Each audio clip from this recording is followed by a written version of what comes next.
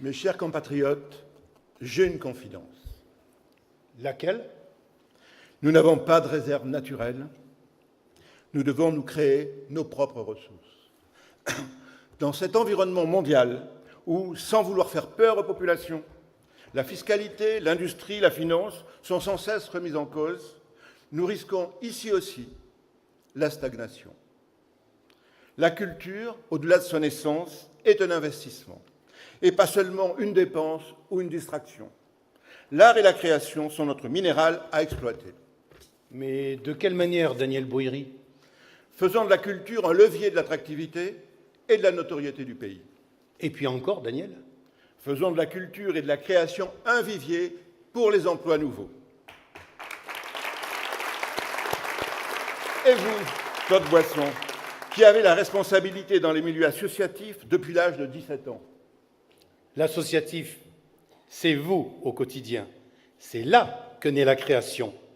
C'est votre implication au-delà de votre vie familiale et professionnelle dans les mouvements sportifs, culturels, caritatifs, humanitaires et de loisirs. Mais pourquoi, Claude?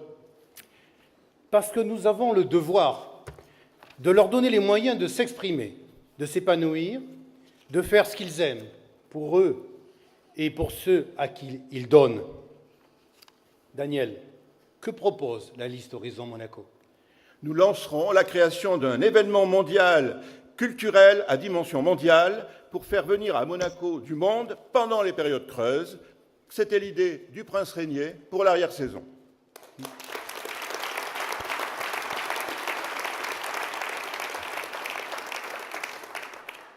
Nous serons à l'écoute des responsables associatifs qui font vivre l'engagement bénévole.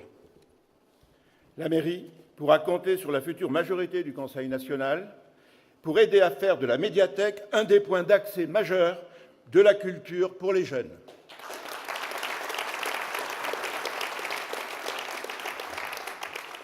L'Éducation nationale trouvera toujours auprès de notre future majorité du Conseil national le soutien pour renforcer le lien culture et jeunes.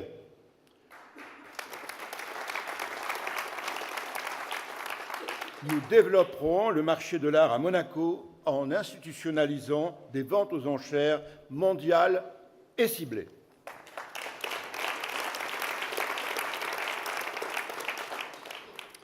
Après tant d'années d'élucubration, c'est lors de ce mandat, si nous sommes élus, que vous verrez la naissance de la Maison des associations. Enfin.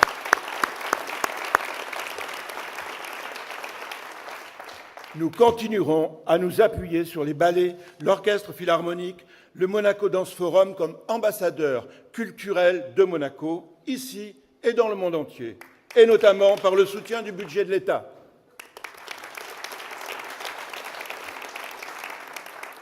En tenant compte des justes et réels besoins, nous veillerons à ce que les associations conservent leurs subventions et nous ne tolérerons pas des économies de bout de chandelle sur le dos des bénévoles associatifs.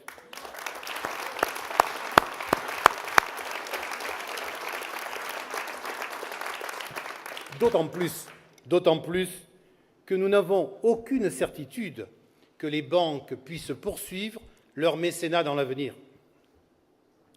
Nous donnerons plus de visibilité aux acteurs culturels en établissant un plan triennal art et culture avec des provisions sur 3 ans du budget culturel.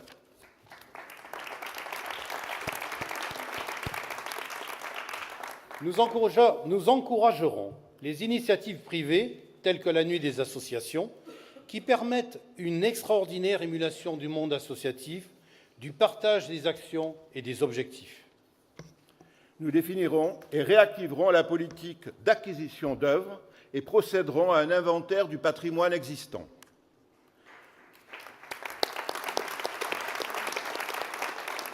Nous réactiverons la loi sur la protection du patrimoine architectural. Nous devons donner plus de visibilité à l'ensemble des structures culturelles. Nous proposerons le regroupement de la Villa Paloma et du musée d'archéologie et développerons des pôles de recherche dédiés. À terme, Nous donnerons leur espace aux artistes de Monaco. Nous utiliserons les espaces existants dans cette perspective. Par ailleurs, nous regarderons la situation actuelle du statut de l'artiste et la ferons évoluer.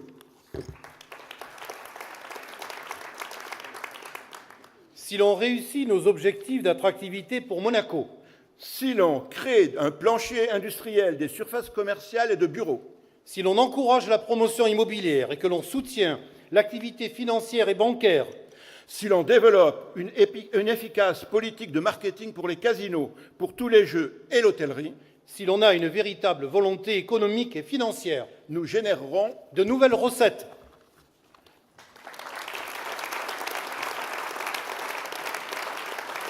La liste Horizon Monaco a cette volonté.